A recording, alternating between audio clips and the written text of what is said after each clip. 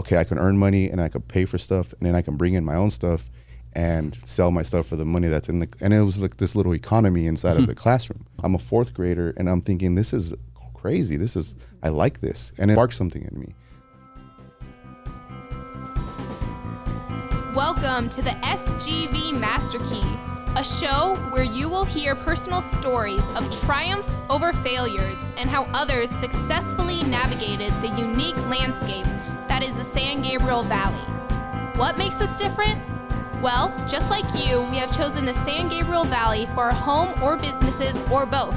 We believe it is the people and small businesses that make this community great, and we love to share their stories with you. We always encourage your questions and feedback, and you can find all of our contact information at sgvmasterkey.com. Here are the hosts for the show, Russell Mono and Scott Warmoth. All right, welcome back to another episode of the SGV Master Key. If you're a longtime listener, welcome to another episode. And if you're new here, please consider subscribing to the show.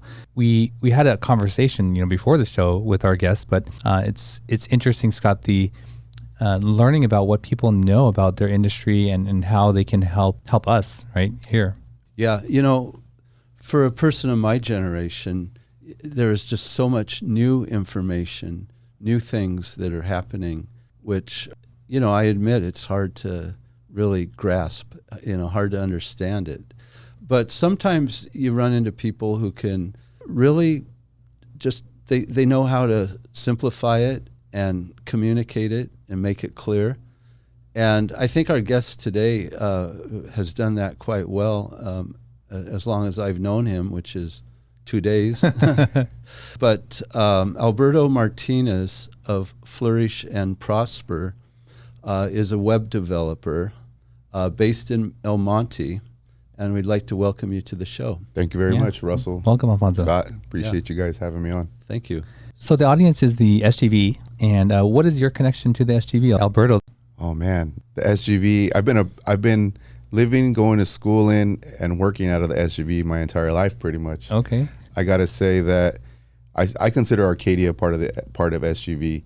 My parents immigrated from Oaxaca, Mexico, and they moved to Arcadia. So I went to school in Arcadia for a very long time. I went to Hugo Reed, and then from that we moved to El Sereno, but that wasn't my end for San Gabriel Valley education, which I went to school at Bosco Tech in Rosemead for 4 years, of course, for my high school. I went to high school there. And then I moved in Temple City, Arcadia, different places. So I've always lived, worked, and, pretty much was educated in the San Gabriel Valley. So big connection in there. Well, that's cool, because you've mentioned a couple of schools that I know, those schools. And they're schools, their names we haven't heard, in this show since we've been doing it for a year and a half. But it's always nice to hear that local connection. Yes. Hugo Reed, and and I can ask you, which Hugo Reed did you go to? So I went to both of them. I went to the primary, and then I went to elementary for like maybe a year or two. Oh yeah. And then we moved to El Sereno, and I went to private school for a little while there. But then after that, I went to Bosco Tech. Yeah, and Bosco Tech is right there. Well, I'm going to say it's just off the Garfield exit, but I don't know what street that actually is on. I think it's, what is it, San Gabriel? Or San Gabriel. Something like that. San Gabriel. And Walnut Grove. Yeah, it's right there. between Walnut Grove. Yeah, right off the 60. I pass it every day. Yeah. Good times, good memories. Yeah. El Sereno is also, a little known city, right? People don't really know where that is. It's on it's really it's almost like it feels like it's hidden. It's in the cut, right? It's right by South Pasadena, right by Alhambra, right by Lincoln Park. So yeah, it's like this little city that's just in the little hills and in the little mountains, and you can get to it. It's almost central to every other little city in the San Gabriel, right? It's right next to Alhambra, South Pasadena and stuff. What was your experience like for you growing up, in the San Gabriel Valley? It was cool. I think that I had an advantage because I, at the very early age, I went to Hugo Reed, which was a really, really good school, I believe, really good public school. And I think that most of my family was always in the San Gabriel Valley. They've always stayed in the San Gabriel Valley. So I grew up around a lot of uncles, a lot of aunts, a lot of friends that were always in the San Gabriel Valley since we all went to school together. So yeah, I feel like the 626 has always been a big part of my heart. Even before it was 626, right? It was 818 back in when I was in Arcadia, when I was still living in Arcadia. So I feel like the San Gabriel Valley is definitely a big part of who I am as far as what I've done in my career and what I've done in the music industry and the music business, web development stuff. Anytime, for instance, one of the billboards that I've put up before was for a music group that is out of the San Gabriel Valley, which is called Area 51. They're a hip hop group, and on the billboard we put San Gabriel Valley's finest. So we've always had a connection. We've always stayed connected to the San Gabriel Valley and the SGV, as we like to call it, right? Yeah. I'm curious, what was the demographic at Hugo when you were there? A lot of white people, a lot of Chinese people, Asian people, Japanese people, some Indian people, Mexican people like myself. I would say it was really, really diverse. When I was there, I mean, it was in the early 80s. You could mid 80s, 85 and up when I was going to school at Hugo Reed's. But it was really pretty diverse. It was pretty diverse. It was I could say that, I didn't have any problem and I fit in pretty well, I would say. Did you live in Mexico yourself? No. My parents came here in 78, 79. Okay. They immigrated here and had me in 80. So I'm an 80s baby. Okay. A couple of guests have talked on this show about this feeling of what it means to be in the San Gabriel Valley, that, some have left and come back and there's something about this place. Are you able to describe what the San Gabriel Valley is like? That is It's home. It's definitely home. It's the nostalgia, it's the memories, it's the riding the bikes, it's the going to Kenrich, baseball cards to go check out the newest baseball cards. It's going to the Apaches, to Apache basketball courts to go play basketball every once in a while. Jumping the fence to go to First Avenue to play basketball over there. Going to various, Latin parties and, weddings and quinceañeras that were all in, San Gabriel or Monterey Park or Arcadia, El Monte. And then I've always wanted to have an office somewhere. And it's always either been in El Monte or it's either been in Pasadena. So it's just always been in the San Gabriel Valley. And I feel like I've lived in the furthest parts of Los Angeles and, a couple other places, but I've always come back to Temple City area, to the San Gabriel area, to the El Monte area. I could have an office anywhere else, but for some reason it just feels like I'm within my people, just where I'm at and more comfortable. So it's definitely a feeling where being a kid and not having your own transportation, your mom takes you everywhere, your dad takes you everywhere, and they take you to all these different spots, and and all we went to was places in the San Gabriel Valley, right? So and it's just so easy to get around, Yeah. I mean, you hop in the car and you can go where you need to go without. West LA is just horrible. It's this little pocket of we have everything, and we have everything to our north, south, east, or west. I mean, it's like this perfect little pocket before you get to downtown LA. Yeah, and it's great. Had a lot of good memories in the San Gabriel Valley. Absolutely, for sure. What are some of the childhood experiences that maybe fueled your passion for some of the things that you do today? It's funny. I've always wanted to be some type of entrepreneur. Because of and I can always drill this down to one particular situation at Hugo Reed, where there was, I believe I was in fourth grade, right before I left, and there was this project we were doing, and we were earning some type of money inside of the class, and then the teacher brought a whole bunch of items that we could buy with the money that we were earning inside of the class, and to me that was just wow, okay, I can earn money and I could pay for stuff, and then I can bring in my own stuff and sell my stuff for the money that's in and it was this little economy inside of the classroom. Wow. I'm a fourth grader and I'm thinking, this is crazy. I like this. Yeah. It sparked something in me. So from that point, I feel like I've always felt like something else was out there for me, something bigger. I just wanted to do something. I always wanted to be busy. I always wanted to have that kind of like entrepreneur or business type of spirit.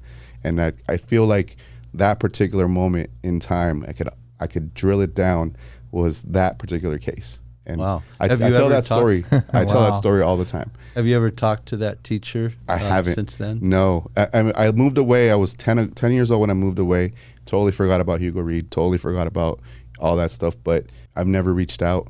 I never reached out to, and I don't know whatever happened to most of my classmates from Really? Hugo Reed. Yeah, there was a couple best friends that I had that as soon as I moved, what was it, like 5 miles away, 7 miles away from Arcadia, that I never was in contact with. I never was able to, talk to again or whatever, because we were so young. There's no way to keep in contact. Were you stimulated to go out and do something right away at that young age?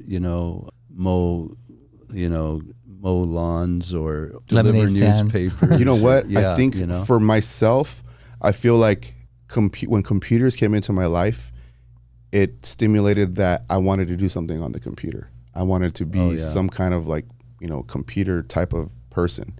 Yeah. And when I was 10 years old, my mom brought home a computer that wasn't working. And somehow I just trial and error started messing around with the insides of it. And I'm a 10, 11-year-old just trying to figure out something on a computer that I have no internet. There is no internet. There is no instructions. Yeah. They're just, I got floppy disks and I'm putting in floppy disks and I'm checking and I'm doing different things and I'm trying to figure something out. I'll tell everybody, like, I wasn't about the physical.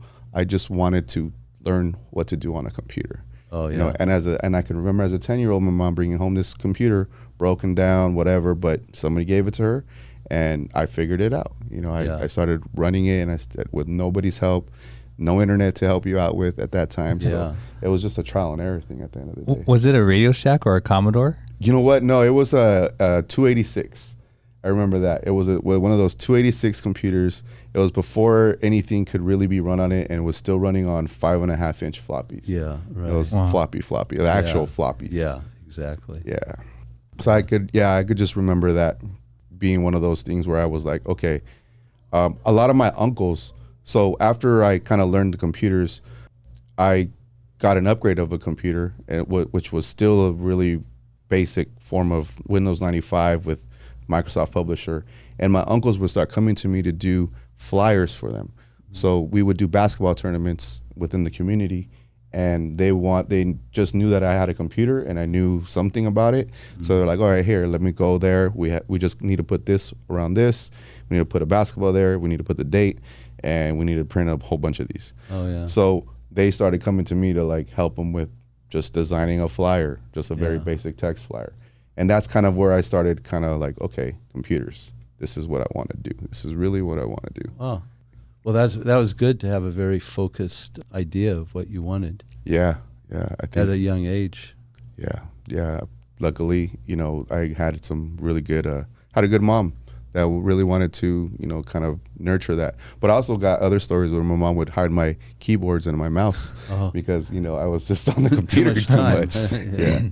Oh, you're of that generation, like the startup, the modem, all that, and America Online chatting, right? Like that when it first came out. Yes. Oh, yes. yeah. Wow. Man, yeah. So the funny story about America Online is that's how I met my baby's mother, is on America Online.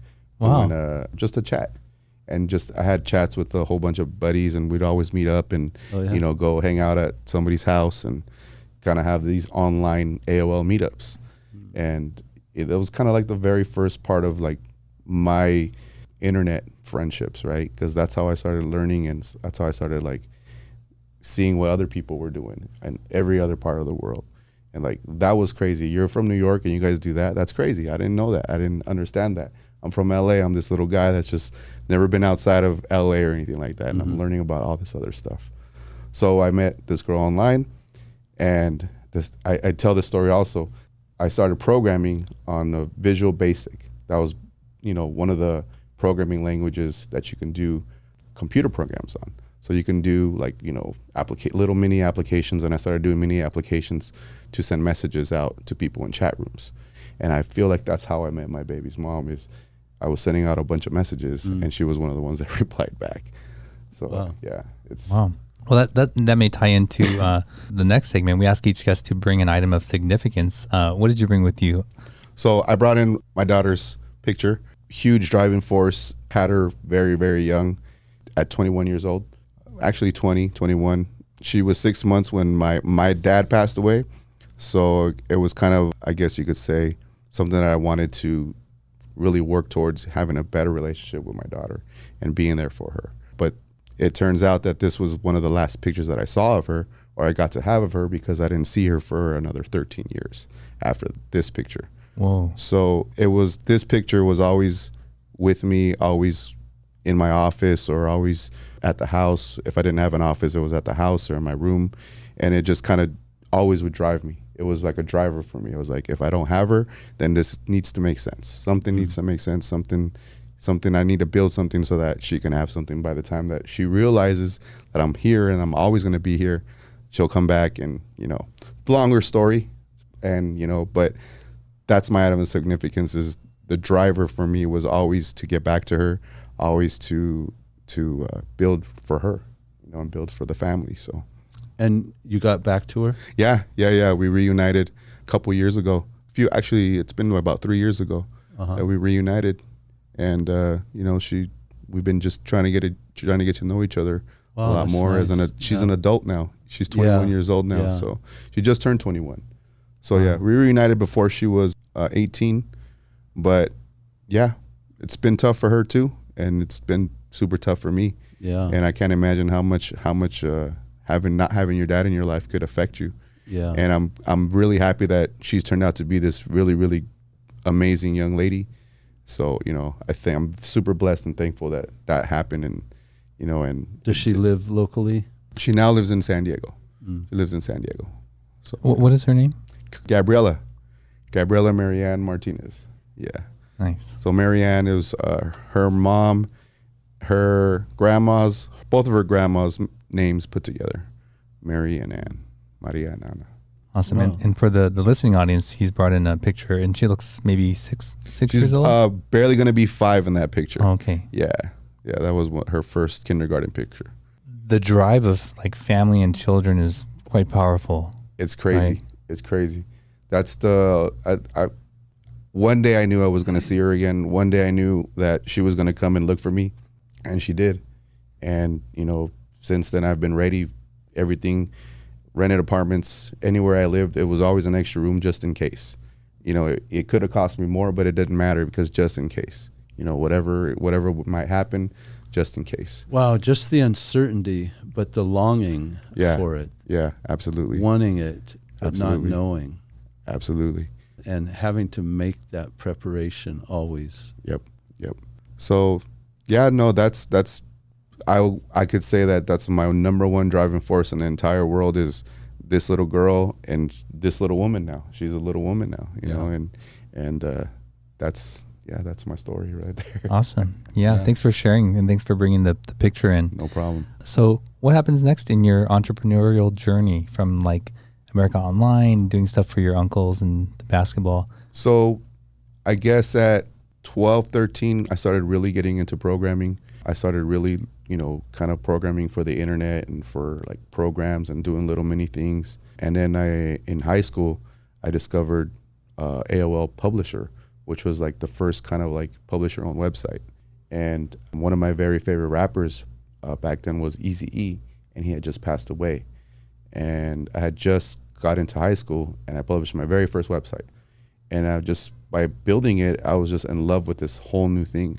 It was a whole new programming language. It was a whole new, drag and drop editor or whatever it was. And it was just like, okay, now I published something. Now somebody else on another part of the world can come in and look at this. It's my little memorial for Eazy-E, who is one of my very much favorite rappers.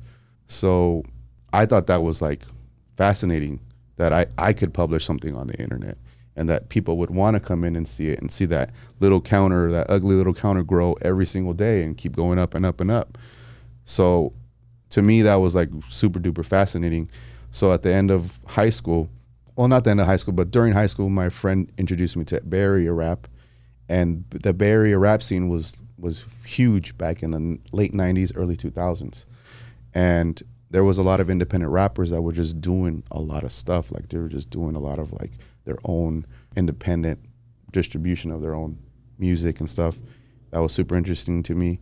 We took a chance. We sent like $20 off to one of these people that we met on a forum, and he sends back a package just full of music, full of CDs, full of stickers and posters and stuff. And this was crazy to us. This was like, wow, like this is us actually connecting with an artist. This is actually us connecting with, somebody that records music that we like. So at the end of high school, we had an opportunity to buy a website out.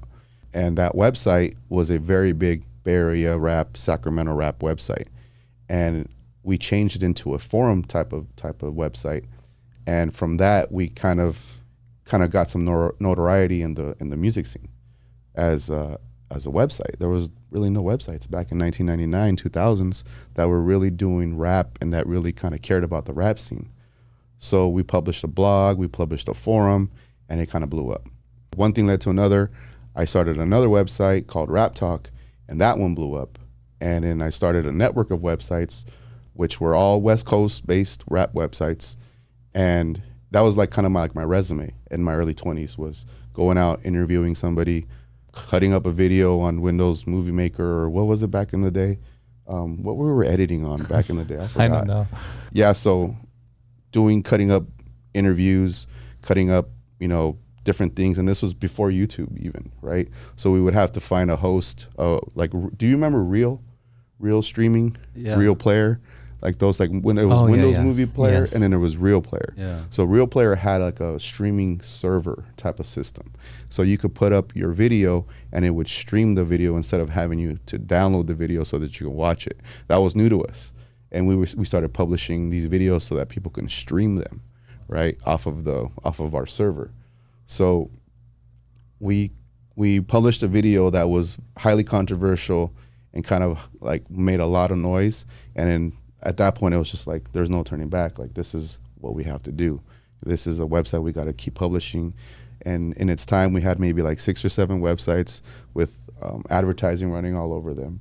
And, just kind of like having a lot of sleepless nights. And one of the big things, shout out to Media Temple, they were a big hosting company that got out by GoDaddy like a few years ago, like actually a long time ago. But I had the graveyard shift at Media Temple. So I was learning a lot of hosting. I was learning a lot of web hosting, and I was talking to a lot of web designers that kind of like also sparked up like, okay, that's cool. I want to do that. I want to learn Flash. I want to learn, PHP. I want to learn all of this other technology that makes all of these other things connect. So going back a little bit, from high school, I went to Earthlink. I went to multiple web hosting companies, and then started my career in television. Thanks to all the Rap Talk stuff that I did in the 2000s, I got a lot of jobs in the radio and television industries, just based off of my previous traffic and the technologies that I kind of like Mickey Mouse together and put together and kind of made a website out of them. When you say those blew up, do you mean just in like web traffic? People knowing. Posting content on there? Yeah, I mean, at one point we had like 6 or 7 writers. We had 6 or 7 people in, different areas. We had Seattle, we had the Bay Area, we had down here in Southern California. We had a lot of famous, like I would say famous rappers, because like now they're famous, like an E40, a Mac Dre.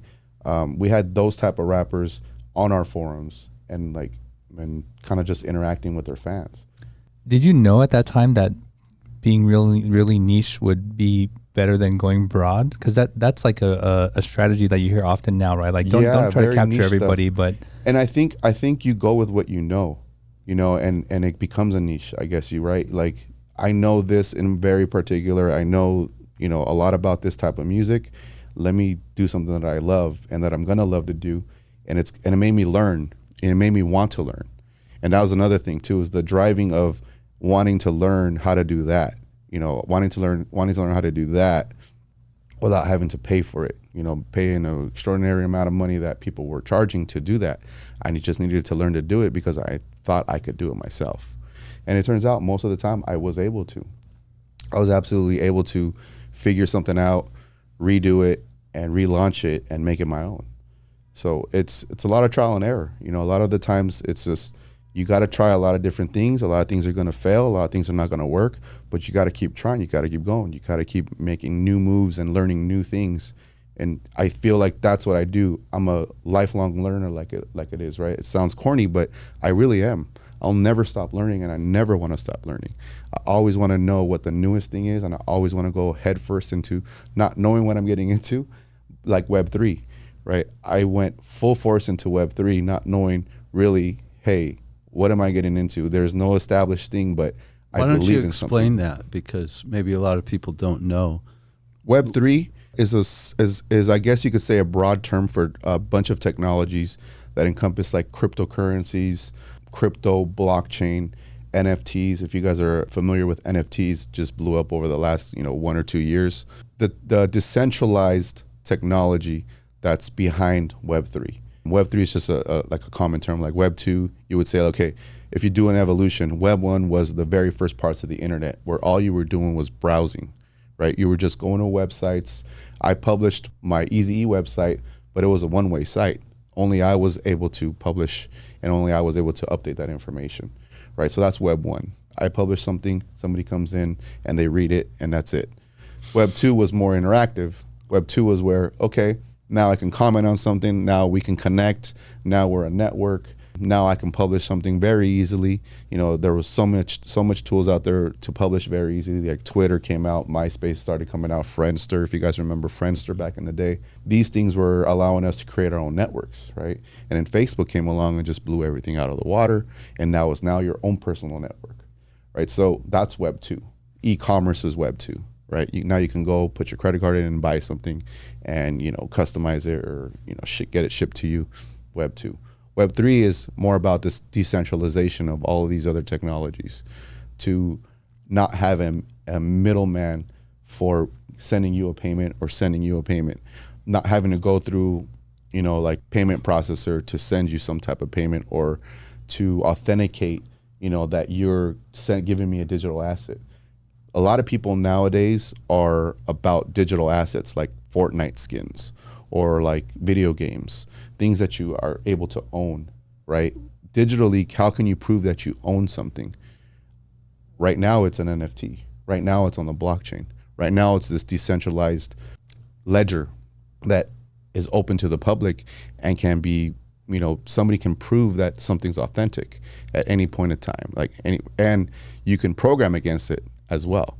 So if you hold an NFT and you hold an NFT, 10 years from now, I can program something that says anybody that's holding this NFT can come into my website and access whatever parts of my website that you want. So it's a lot to kind of explain in one. That might even be a whole nother podcast session, but Web3 is more about the decentralized technologies that are making most of the stuff that we understand more decentralized. Right now, Instagram could take away your account. Right, Twitter can shut down your account. Facebook can censor you on your posts. The decentralized nature of it is, well, if you publish it, it's going to be out there, and you have to pay a certain fee, or you got to pay, a gas fee, or you got to pay a transaction fee to make this function happen on the blockchain, and it costs a little bit of money. So there's more investment in it. There's more invested into you actually publishing something to the blockchain. So decentralization is kind of here to change things and make it better for artists. I would say because I'm more artist focused. So some of the issues that you have with artists are payments, royalties, monetizing your work even. And you have all these platforms that make it really easy for you. Like, you have Patreons, you have YouTube monetization, you have all of these other platforms that are able to create a centralized system and then allow you to publish to it. Web3 is the set of technologies that's going to allow you to do this for yourself and create your own, decentralized type of a situation.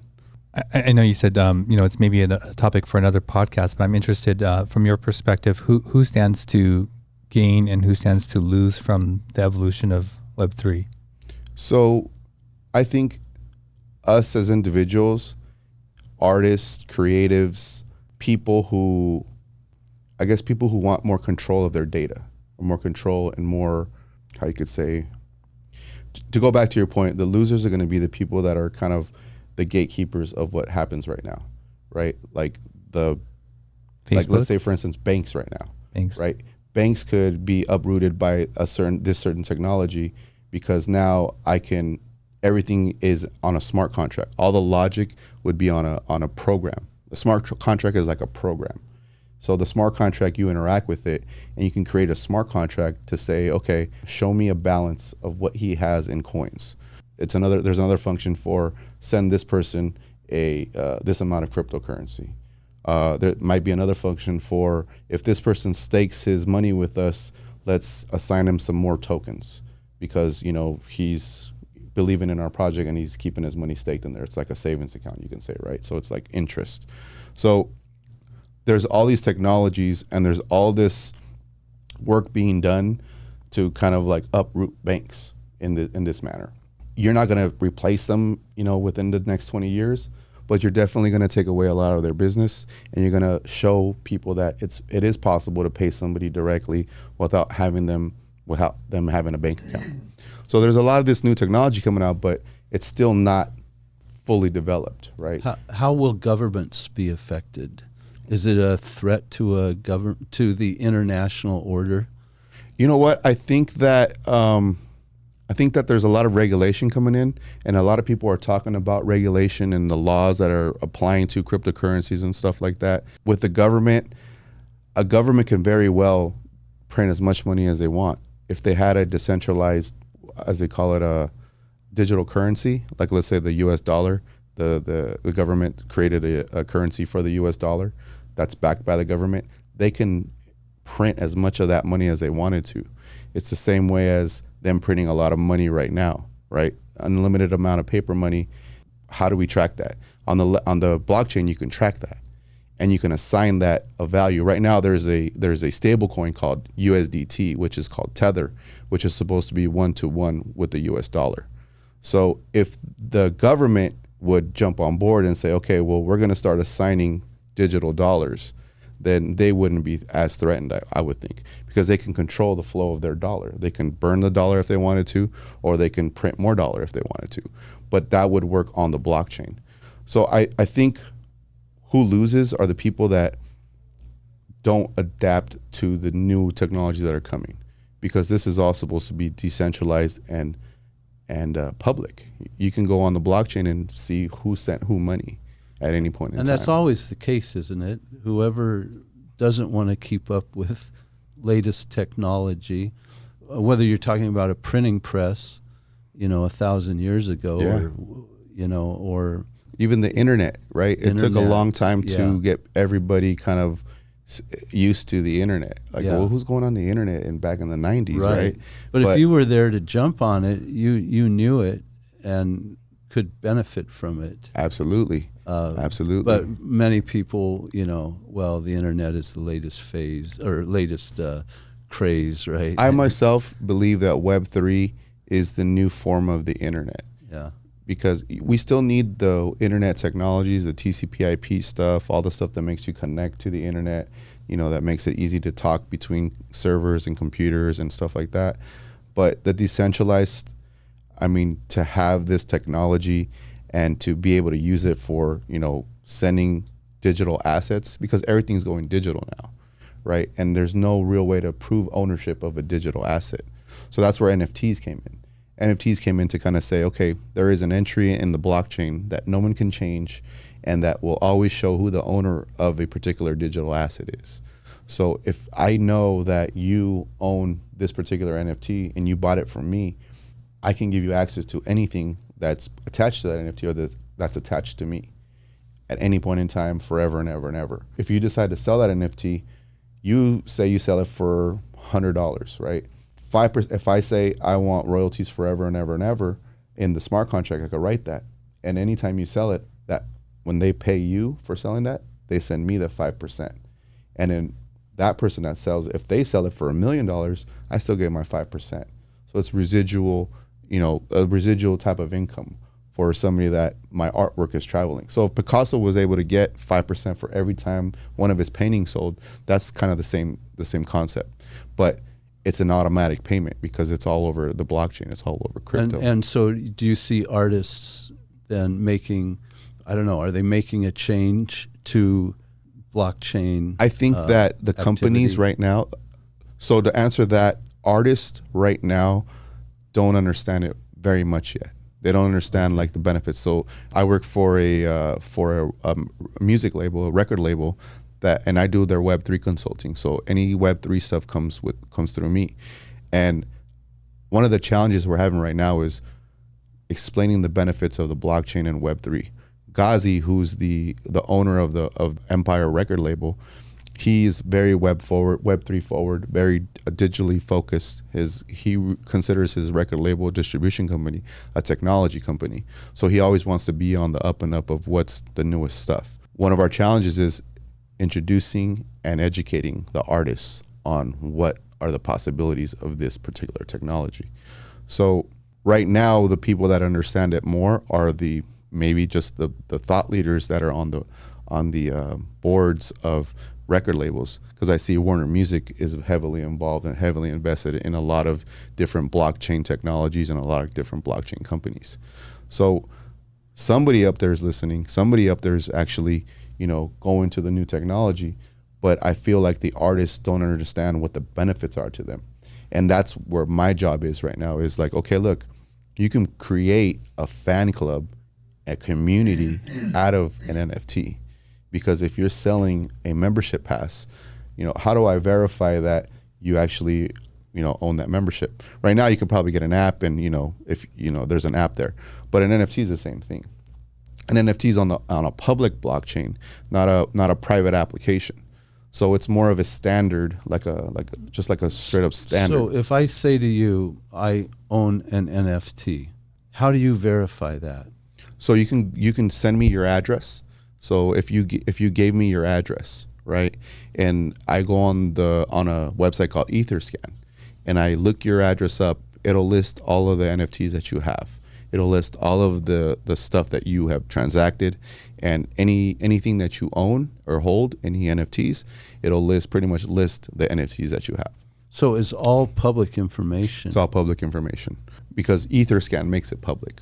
So Etherscan reads the blockchain and gives it to you in a readable format, so that you can look up other people's addresses. And that's available to anybody. That's available to anybody. There's also things called decentralized applications. So I would write an application where you would come to my website, connect your wallet on my website, and I can verify that you do hold my NFT, and then I can give you access to something.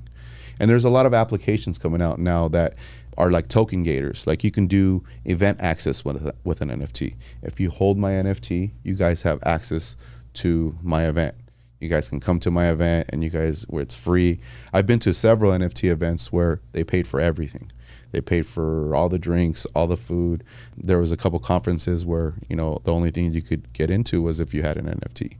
South by Southwest just happened just recently, and there were a lot of NFT focused parties at that. NFT NYC is coming up, which is actually next week. I'll be there. There's a lot of NFT gated events at these places. So there's a lot of benefits to an NFT, and it's a certificate of authenticity, because at any point, if you sell me a digital item and I don't know if it's authentic, I can go on the blockchain because you have the NFT for it, and I could say, okay, that is an authentic, Scott NFT. That's an authentic Russell NFT. And I can go on the blockchain and say, okay, let me see the NFT. Okay, cool. What's the smart contract? Oh yeah, that's Scott's smart contract. And that's verified right there. Certificate of authenticity, an access pass. You can give access to people because it is programmable. Proof of purchase, You're talking only digital. So digital if this assets. is $1 million table right here, there's nothing that I could do to participate in blockchain technology. There is actually, because if this was $1 million table, you can create an NFT that represents this $1 million table as a receipt that says that Scott authenticated this table and said that this is a real table. And once I sell it to you, I'm also going to send you an NFT as a certificate of authenticity. Okay, so I could prove that I own this table. Yes. And I could sell it to you, and I would transfer an NFT to you. You would kind of consider that a receipt, and a certificate of authenticity that says that I am certifying, I am the authentication authority here because this is my table. Maybe I created it. I'm an artist. I create tables, and it's worth $1 million to me, and it's worth $1 million to you. So you're going to buy it. And there's proof that you paid the $1 million for it. Because if let's say that they bought it in Ethereum or they bought it in Bitcoin, if you sent them that that money in Bitcoin, then you send them that NFT. There's a record there. So you can actually have a website where you're listing all of your handmade furniture, put it up for whatever amount you want, and then they purchase that in the cryptocurrency, and that whole transaction is recorded on a public ledger. And that public ledger is immutable, which means that going back, you can't. So I have a question on that. I mean, what could destroy that? Not having internet anymore, not having access to the internet. If the internet were to one day just completely shut down, all servers destroyed. The way the blockchain works is it's a copy of the entire blockchain on thousands and thousands of computers. So there's no one single point or choke point. There's nodes running in every single part of the world now. You can create a node and you can earn money from mining to, incentivize you to keep running a transaction type of node, right? So you can confirm transactions by running a node of your own and earning cryptocurrency from making those transactions happen or confirming those transactions. So there's many ways to participate in it. One being a validator, which is, okay, I'm a node. I'm going to validate these transactions. I'm going to solve this very hard puzzle. Once it's solved, I can collect all these transactions, put them in this block, close that block, and then start the next block. And that's what a blockchain is. It's basically a bunch of blocks of transaction data that's kind of connected through a one-way kind of cryptographic key. And if any of this data changes in the back, this key is no longer valid. So that's how it keeps its consistency. It keeps its validity, I guess you could say. Because one little change in any data, one little change will completely change the key for it. That must be what my friend was doing. He's paying people to set stuff up at their house, and he's giving them a certain percentage or whatever. Really? I think it has to do with that. Yeah, the authentication. Yeah, so he's probably setting up a bunch of nodes in a bunch everywhere. of people's houses. Yeah, they're either little boxes like that. That's why the video card market is so expensive right now, is because these video cards are made to do really, really big, large transactions and calculations. And they're the most powerful type of processors that can kind of do that stuff. So if you set up a bunch of GPUs with a program that runs them, you can do a whole bunch of checking for these transactions and solving the puzzle to write the block. Well, the show took a lot. a turn there. Yeah, it is a lot, and it's taken me years and years of losing money and making money to understand it even. So it's not financial advice, but I believe it's the future of how we'll do some business and how our kids and our kids' kids are going to be growing up with this stuff. Like they're gonna think this stuff is second nature, right? Yeah, I definitely want to get into some of the difficulties. I don't imagine that everything's been smooth for you, but some of the difficulties and the lessons that you learned from that. But let's take a moment to thank our sponsor, Warmoth Law. At Warmoth Law, they believe that just because you speak a foreign language, come from a different culture, or simply don't know how to navigate the legal system, that should not prevent you from compensation from injury or receiving benefits. They've been helping SGVers like you for over 38 years. Visit law888.com or call them today at 626-784-7017 and tell them you heard about them on this podcast. So, Alfonso, what are some of the struggles that you've encountered, in your journey to where you are today? Some of the struggles, well, there's been so many, but it's always about getting back up and, trying again, right? Or the one that had the most transformational impact? The most transformational impact. I would say not having my daughter for a long, long time was, I could say I was a knucklehead and I was a kid and trying to, navigate what I really wanted to do in maybe the web publishing world, and things always stop, right? There's always going to be good times and there's always going to be a time where maybe, it dries up. So there's been a lot of dry moments. I've always been able to kind of like be a chameleon and change, right? Like change and adapt to, a different situation. I've never been afraid to dive headfirst into something I don't know and learn as I go. And I feel like that's one of the things that kind of kept me going. And when I didn't know what else to do or what was next or figure something out. Like one time I was working for a company and I got laid off. There was a huge layoff. A lot of people got laid off at that point.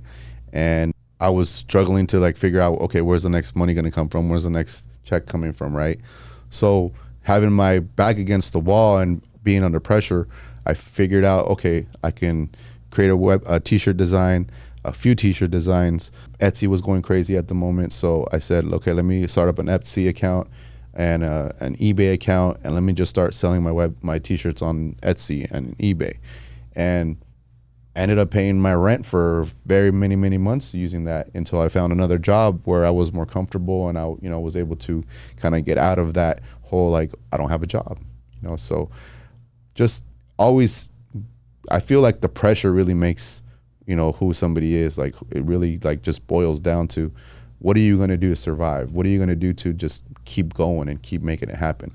Because I could have quit many times. I could have let the depression that hits when something doesn't go your way carry me to forever and found my feelings and my sorrows in a bottle, or into drugs or in gambling or whatever else is out there that helps you out with coping with different things, right? But I just wanted to keep building and keep working and keep figuring stuff out. But you had a go-to, and that was your daughter. Yeah, absolutely. That's where you derived your strength? That's always where I always knew that I always wanted to have her back, and I always wanted to have her just have her, right? And everything that I did was always going to be like, okay, I wanted to prove to her that this wasn't a waste of time. The time that I didn't have with you, that I did not have with you, was a waste of time. I did something so that when you finally were back, you had something. There was something for you here. You'd be able to be taken care of, and there was going to be opportunity for you, whether if it was in the company that we were doing or whether there was a network of stuff that I was able to provide for you. There was going to be something for you, right? And that's always been the thing. Like I've never had another kid after that, so she was always my driving force on stuff like that. I saw on, I don't know if you scroll Reels, probably you do, but I saw on Reels there was this transformation. It looked like he was a gang member. He had tattoos everywhere, and he was huge. And then it shows this journey, on a reel of him working out, changing everything. And at the end of it, you see him and his wife, and then there's 3 kids. And I was like, okay, there you go. That's probably the motivation for him, right? Yeah. Like that he completely transformed his life. Yeah, and I commented to him that the family and kids motivation is different, right? It's like a different drive. It's from within. It's your own blood.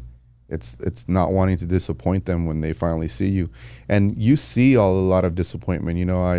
I come from a family of a lot of alcoholics. My father was an alcoholic too, and you see that there's disappointment in the family. There's disappointment in your mom is disappointed in them, and then that just trickles down to you, and you don't want that. You don't want the same thing for your kids. And, a lot of the times it wakes them up. It's a good wake up call. Have a kid, have a kid. If you need a wake up call, have a kid. And, if you're that type of person, it's going to change your life. It did change mine. It definitely changed my life. I would say that theme in this episode is very evident. Yeah. I don't think someone's going to listen to this and hear your story and not notice that. So I thank you for sharing that.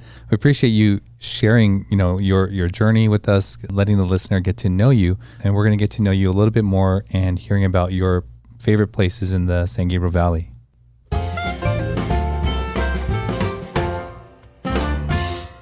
So Alberto, what are what we call your SGV3? Some of your, 3 of your favorite experiences or places or things that you have done in the valley here that just you also use as a go-to. It could be a restaurant, it could be a hiking trail. So I feel like experience-wise, I feel like Bosco Tech. being at that school, the friends and the experiences, it was not a free school. It was a private school, right? So my mom had to figure it out, and she didn't have a great job or anything. She just somehow figured it out, right? And I feel like that kind of sparked a lot of creativity in me. I was in the graphic communications department there, so I learned Photoshop really, really well there. I learned printing presses, I learned binding and, post-press, pre-press, computers and stuff like that. Played a lot of sports there, had a lot of great memories at Bosco Tech. You played basketball? I played a little basketball. Okay. I played football. That was my thing. I played football. And then also, so there was a lot of technical opportunities there too. So like there was Channel 1, which was a morning show that we used to produce and broadcast it over all the TVs in the school.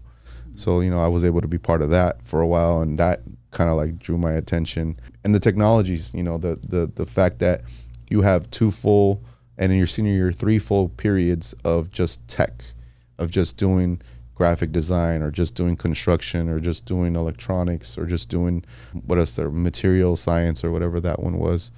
It was really interesting. It was really like going to college almost for me.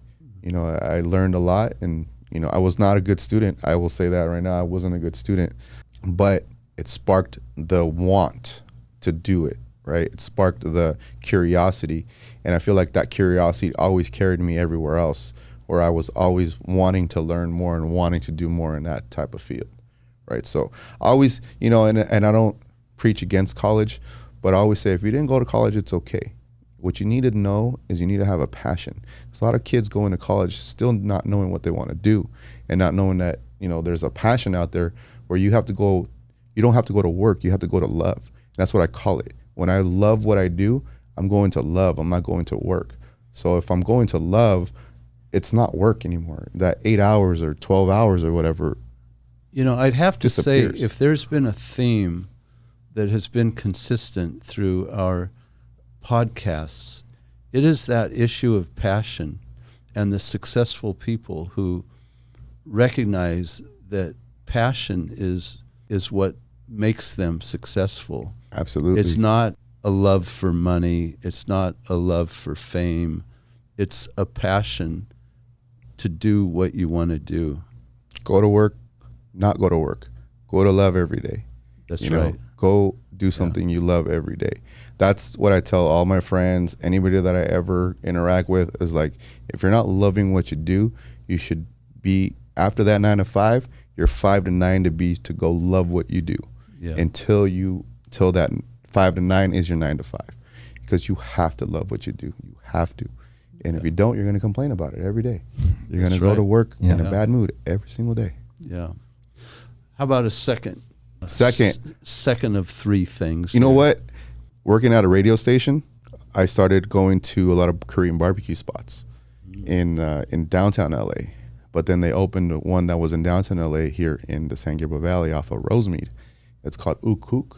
Have you been there? Yes. Love that place. Yeah. Love that place. The old Sizzler. The old Sizzler, exactly. Yeah. One of my buddies used to work at that old Sizzler. Oh, yeah. And so that's kind of my go-to for gatherings, for kind of like date night, hang out with the buddies, Ukuk is love Korean barbecue, all you can eat, and got fat that way, man. Has the quality maintained since when they first opened, do you think? You know what? Because I haven't been there for a while. Maybe the last there time was I always visited with you. Okay, so they're different ones, right? Because there's one I believe there's one in Koreatown, and there was one in downtown LA. I never saw a difference, but I do, for whatever reason, and it just might be in my head. But anytime I go to Koreatown, the Korean barbecue just is way better than any other place that I go to. So, no, but I don't think the quality's been that much of a Yeah, just to pile on some. Now he's hungry, I bet. Yeah, I'm hungry. Too. Boy, I love Korean barbecue too. Yeah, I take that beef belly, that bulgogi. Yeah.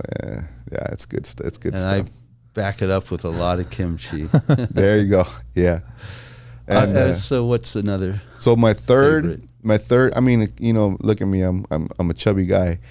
I love to eat. So one place that I used to go a lot and just recently has had a lot of like kind of like weird schedule hours is the stuffed sandwich in San Gabriel. Oh yeah. You guys have ever been I there? know where that is. Yeah, I with all the love- beers, right? Oh my goodness. Yeah. So you got to go on a beer tour. Well, rest in peace to the old owner of that, Yeah. Sam. But when Sam was there, he was one of those guys that was just Mr. Attitude, but it was a lovable attitude, right? Like he was like, Well, is his wife still his running wife's it? still there. I mean, Yeah. to my knowledge, I think the last couple times that I went, she wasn't there, but it's just weird hours now. Like Is it? I'll Yeah. go on a Tuesday or a Wednesday or something and they won't be open. Or maybe I'll go during the hours and maybe they close early or something. But it just feels like the hours have been weird and maybe she's on the way out, which is a tragedy. Because and that's maybe it's hard to find help. Yeah, That's that another too. thing. That you know what? That could be it right there. Yeah. That could very well be it right there because please don't close that place down because it's Yeah. so good. Like Yeah. the pastrami sandwiches, it's just like amazing. It's the best pastrami sandwich, even better than the hat for me at least. Oh yeah, Right? yeah. And then just the selection of all the beers. Now, I'm not a big drinker, but every time I go there, you got to have one new beer just to, what's on the menu, just what's going on that. So the Cook for the listeners, that's on Rosemead Boulevard by Broadway, Broadway. Right. on the southwest side. And stuffed sandwiches is on Las Tunas. Tunas. Las Tunas. Right next to and the Elks Sang- Lodge. Oh yes. Yes. Yeah. Right across the street from The sheriff's station, I think. the sheriff's station is a little bit closer to Rosemead. I think this one's past San Gabriel. Oh, it's a no? RV. San Gabriel and center. Yeah, right Yeah. across the street from the Yeah. RV center, across the Yeah. street from that school too, that middle school, I believe it is, or something. Yeah. I'm not sure. But yeah, no. Stuffed sandwich. I love stuffed sandwiches.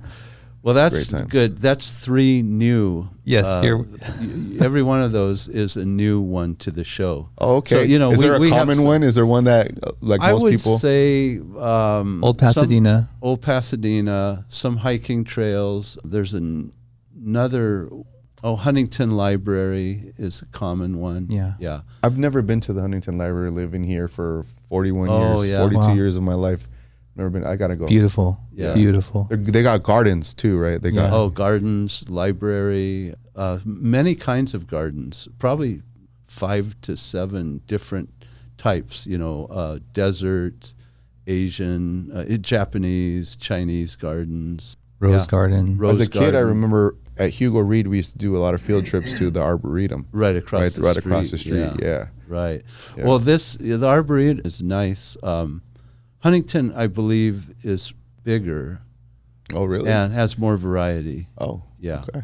And they're more composed, whereas the Arboretum just sort of like, goes with the road, and you sort of enter different areas, but the transition is not so noticeable.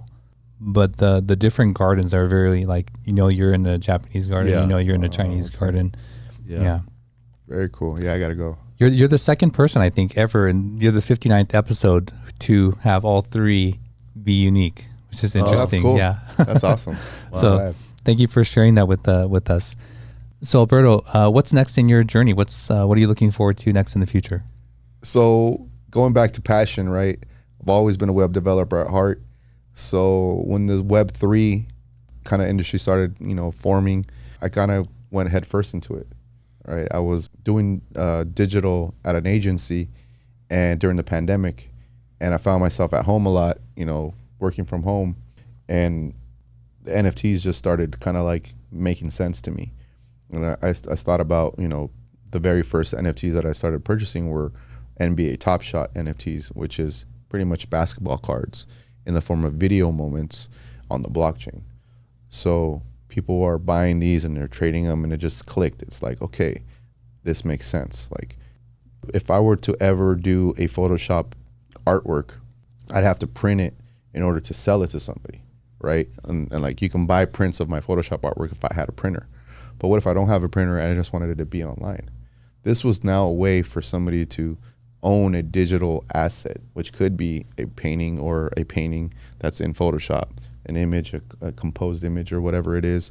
My photography, if I wanted to sell it, it could just be a digital image, right? So that part of it started making sense to me. And, I'm a programmer at heart, I'm a developer at heart. So I just went right into it and started figuring it out and learned Solidity, kind of like brushed up on a lot of my JavaScript skills and, went head first into it and started building.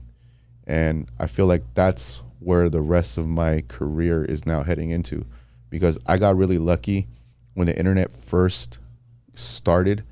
I was able to be, a kid messing around on the internet and just figuring it out on AOL, a closed internet system.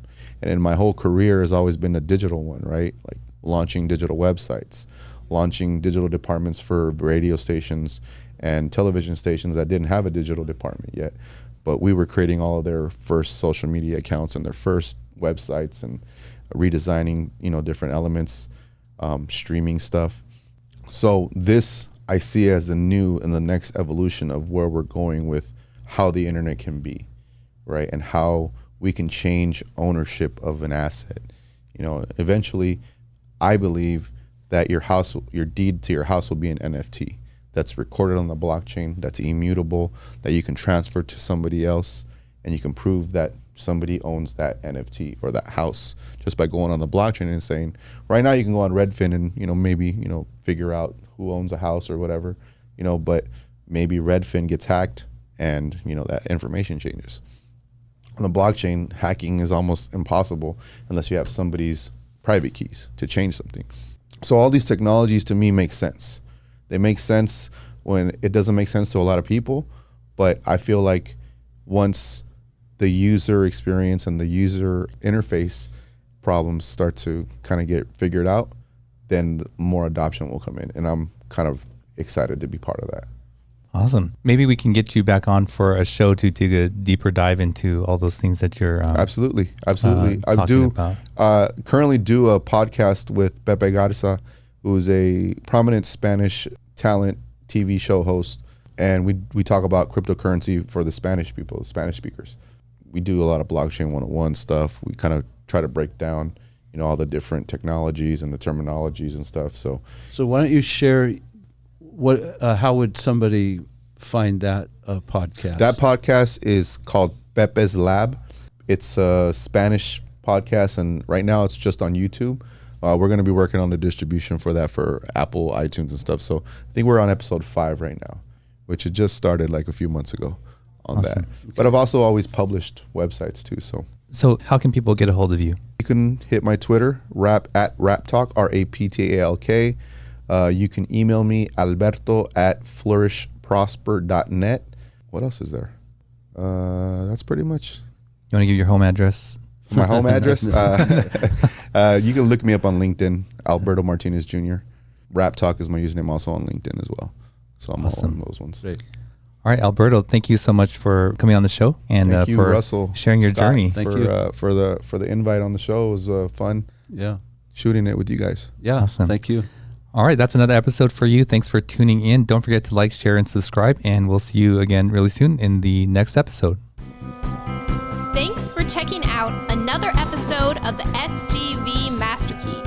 You can find the full back catalog of the SGV Master Key at sgvmasterkey.com and wherever you get your podcasts. This show was produced and edited by Russell Mono and Victoria Allers of Kind Monster Productions. Thanks again for listening or watching.